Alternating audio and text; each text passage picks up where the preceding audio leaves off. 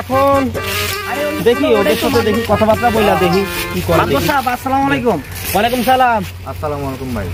কেডা তোমরা অসময়ে আমার কাছে আইলা?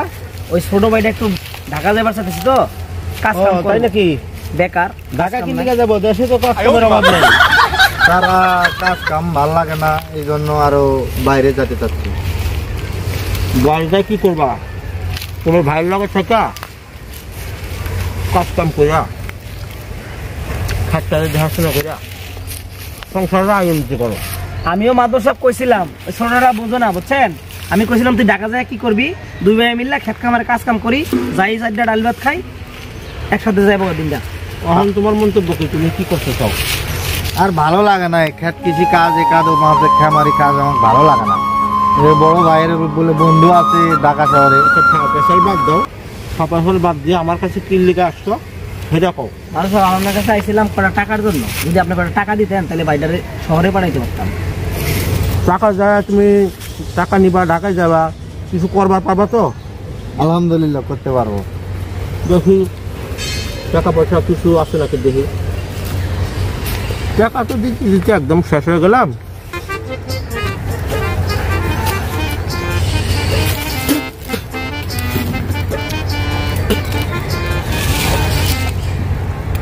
দেখ এখানে 50,000 টাকা আছে, বুঝছো? তো 50,000 টাকা তোমার বাইরে দিলাম, তুমি সই সালামাতে আবার আমার হাতে দিয়ে তুলে দিবা।